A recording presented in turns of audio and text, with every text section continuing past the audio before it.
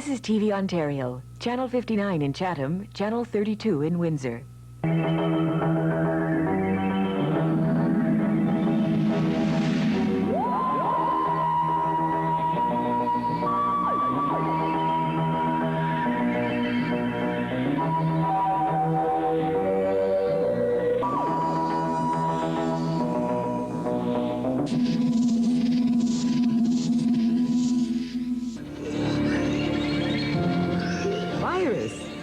I don't know if that's a housefly in dragon's armor or a seahorse with the shakes, but one thing it is not is a virus. A virus is a crystal. This thing looks more like a virus than that agitated claw waver did. Never mind. I can't straighten out all the doctor's mistakes, and this time there's a mess of them. What really bothers me is that hash-up about noetics and the mind-brain interface. It started last week. He seems to think that it's noetic in character. That means it's only detectable during consciousness. I know what noetic means. I'm sorry. Mind-brain interface. Wrong, Doctor. Noetic is a word that's become quite trendy lately, and a lot of people are using it to mean slightly different things. But they all refer to the mind, not the brain. To the process, the act of thinking, cognition, consciousness, not the electrochemical protoplasmic structure in which the process takes place.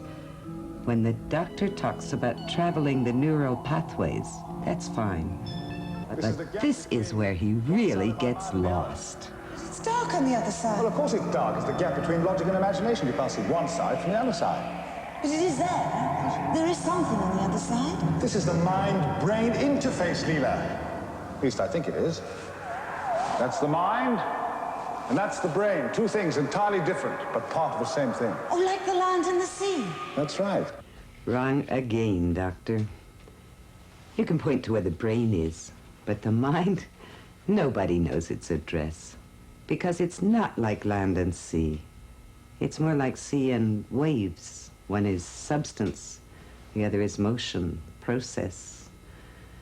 You can point to where the water is, but the wave is only when it's happening. It's very deep. Yes.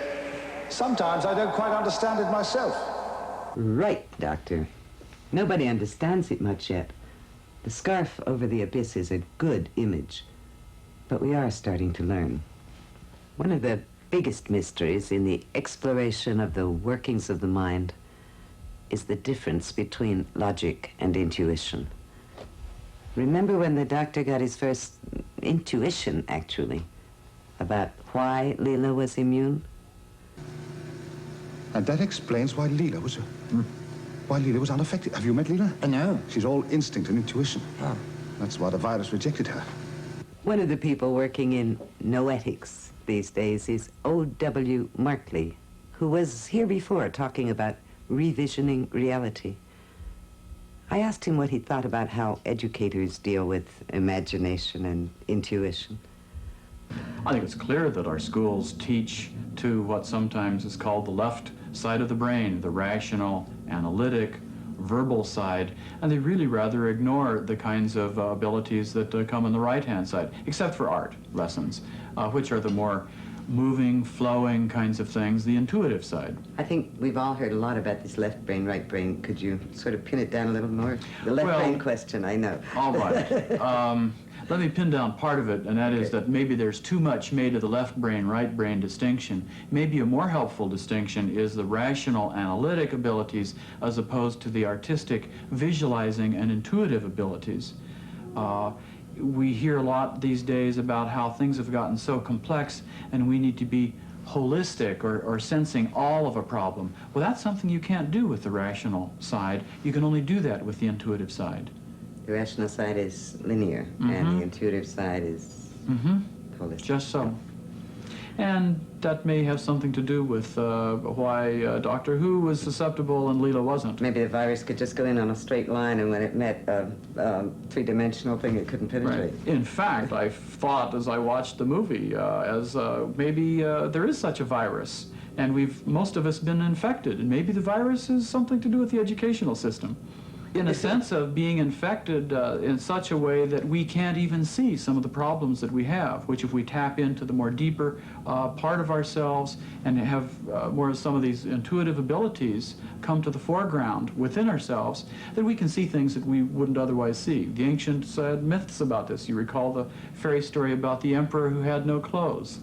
Well, a lot of the kids who've been doing a lot of interesting, more intuitive kinds of things in their lives can see a lot of things about society that they don't talk about. You know, I used to get very good marks on tests when I was in school because I was a good answer guesser. Mm-hmm. But teachers always warn you not to guess. If you don't know it, don't answer. Or if you know something they think you shouldn't know, maybe you shouldn't answer. I wonder what happens to a kid in school who jumps up and says, "This is it," and the teacher says, "Where did you learn that?" And the kid says, "I just got the idea in my head." And they shame him for it because he didn't do his homework. He didn't do it right. Yeah. You got to go back and do it again and again until you do it right, and you suppress that, and there it's gone. Tyrone Power stars in Suez, next on Magic Shadows.